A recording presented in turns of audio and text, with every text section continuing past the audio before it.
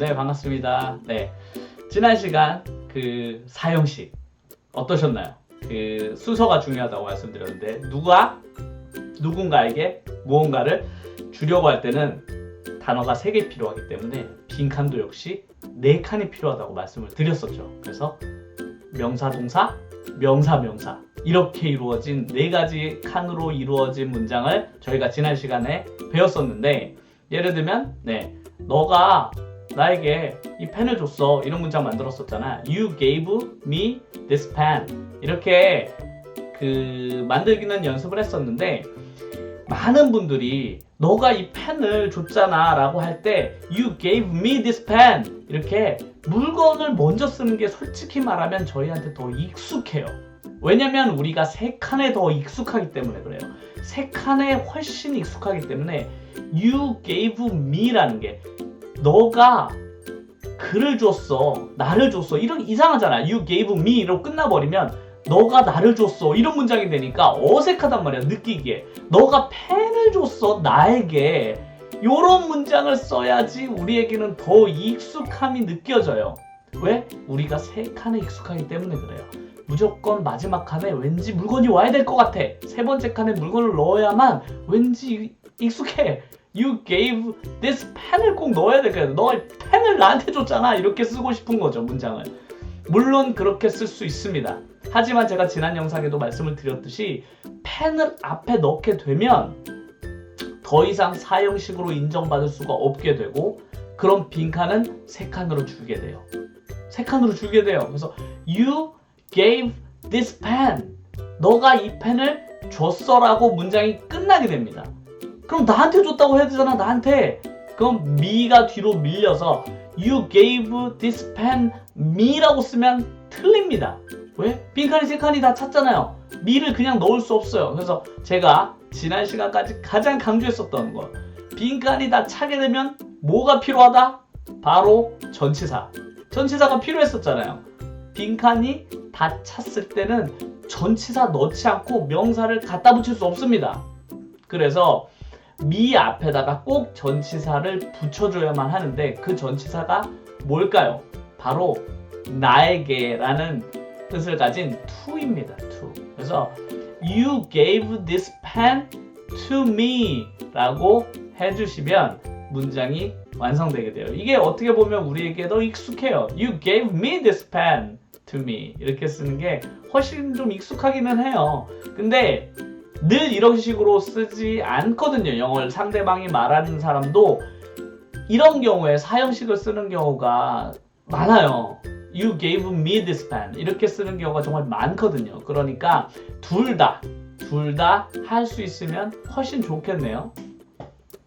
이렇게 물건을 앞에 쓰게 되면 전치사를 쓰고 뒤에 사람을 쓰는 거를 배웠는데, 전치사가 늘 to만 쓰면 참 좋을 텐데 안타깝게도 to 말고 다른 것도 쓰입니다. 그래서 늘 전치사가 조금, 영어를 배울 때는 전치사 부분이 제일 어렵기는 해요. 왜냐면은 바뀌니까 조금 어렵긴 한데, 제가 그래도 좀 쉽게 접근하실 수 있도록 도움을 드려보도록 할게요.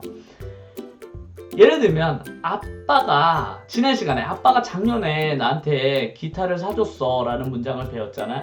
그래서 My dad bought me this guitar, 이렇게 기타를 사주셨어, 이 문장을 배웠었는데 이 문장을 바꾸게 되면 this guitar를 앞에 쓰게 되면 my dad bought this guitar, 이 기타를 사줬어, 누구한테? 나에게를 사줬어라고 할 때는 이번에는 to가 아닌 for를 써주셔야만 돼요. for me, 이렇게. 왜 for일까? 궁금증을, 어쩔 땐 to고 그럼 어쩔 땐 for를 써야 되냐, 이 고민이 많으실 텐데, 사람이 뒤쪽에 갈 경우에, 받는 사람이 뒤쪽에 갈 경우에, 이럴 때 저는 좀 이게 이런 식으로 가르쳐주는 편이에요. 어떤 식으로 가르치냐면, to는 단순히 누구누구에게, 약간 이런 느낌이라면 for는 약간 누구누구를 위하여, 요런 느낌이 나거든요. 단어에서, 전치사에서 느껴지는 느낌이 약간 더 널 위해, 이런 느낌이에요. 그래서 무언가 누군가의 노력이 들어간다거나 혹은 돈 같은 게 들어가게 되면 왠지 내가 널 위해 이걸 샀어. 내가 널 위해 이걸 만들었어. 이렇게 뭔가 내가 열심히 노력을 해서 뭔가를 해서 주거나 아니면 내가 열심히 번 돈으로 너에게 이걸 사주거나 이런 경우에 for를 쓰게 됩니다. 그래서 대표적으로 for를 쓰게 되는 단어가 사다인 buy, 만들다인 make, 요리해주다인 cook, 그리고 뭔가를 얻었다, 노력해서 뭔가를 얻은 get, 이런 종류의 단어들을 주로 사용하게 되면 뒤에 for를 쓰고 그걸 받는 사람을 쓰게 돼요. 제가 늘 강조하는 부분인 새로운 어떤 것을 배우게 되면 그것을 배우는 데서 그치지 않고 다양하게 활용하는 법도 같이 배우셔야 되는데 가장 대표적인 게 바로 묻고 답하고 그것에 대해서 부정하는 법을 동시에 배우셔야만 해요. 그래서 오늘 배운 이 4칸도 어떻게 물어보고 어떻게 부정적으로 대답을 할까도 같이 배워볼게요. 그러면 가장 기초적인 질문, 너 나한테 그 책 좀 줄래? 이렇게, 너 그 책 나한테 좀 줘. 이렇게 좀 상대방한테 물어보는 질문을 해볼게요. 그래서 너 나한테 그 책 줄 수 있어? 이 문장 한번 만들어 보세요. 너 그 책 나한테 줄 수 있어? 어떻게 하셨나요? 주다인 give를 사용해 볼게요. 주다인 give. 그래서 부탁할 때는 can you 쓰시면 좋겠네요. 그래서 can you give, 뭘 먼저 쓴다? 사람. 그래서 can you give me this book? 그래서 야, 이 책 좀 나 줄 수 있어? 이렇게 can you give me this book? 이렇게 하시면 순서대로 너 나한테 이 책 줄 수 있어? 라는 문장이 완성되겠네요. 그 물건이 아니라 이런 문장도 한번 만들어 볼게요. 내가 그한테 진실을 이야기하진 않았어.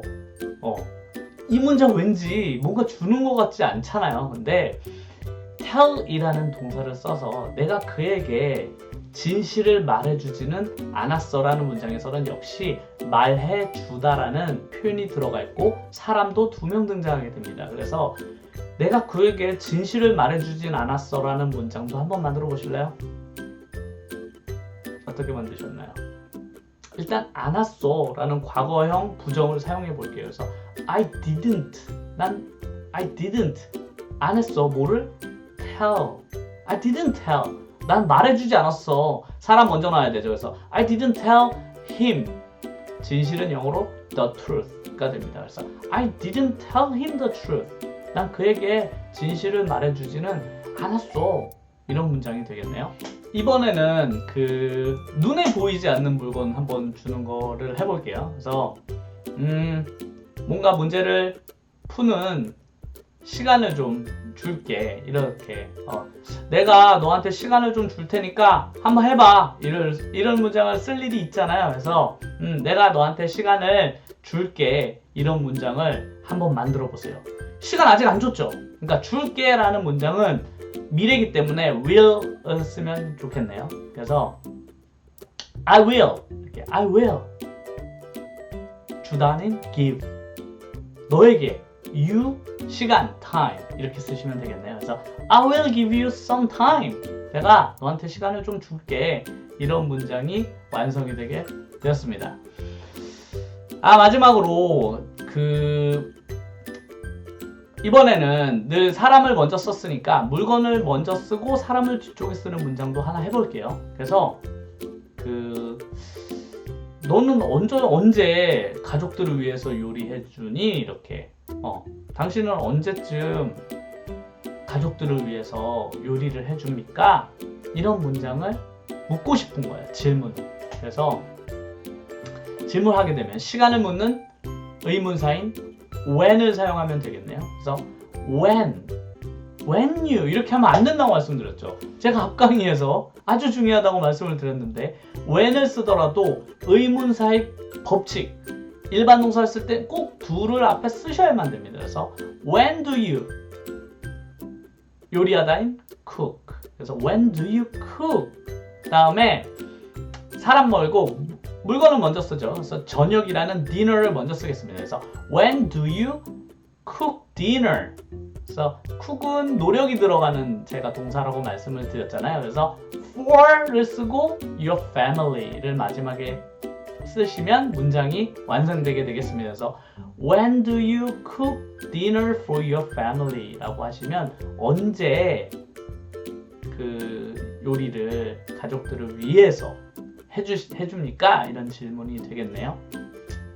오늘은 어떠셨나요? 이 4칸에 대한 이 순서가 처음에는 좀 어색할 수 있지만 그 활용도가 역시 상당히 높은 문장이고 영어는 그 3칸만 있는 게 아니라 4칸이 있다라는 걸 이제 아셨으니까 이 4칸에도 익숙해지는 계기가 되었으면 좋겠습니다. 제가 앞으로도 틈날 때마다 이 4칸을 활용을 해서 문장을 만드는 연습을 종종 할 테니까 역시 배운 건 한 번 배우고 그만하는 것이 아니라 배운 걸 늘 반복해서 써먹어야만 돼요. 쓰지 않는 것들은 늘 잊혀집니다. 그래서 늘 어떤 걸 배우면 써먹어야만 그 지식이 계속 남아있게 돼요. 그래서 제가 과거에 배웠던 그런 지식들도 앞으로 끄집어내서 늘 써먹을 테니까 우리도 저랑 영상을 그 강의를 배우는 동안에 까먹지 않도록 하면 좋을 것 같아요.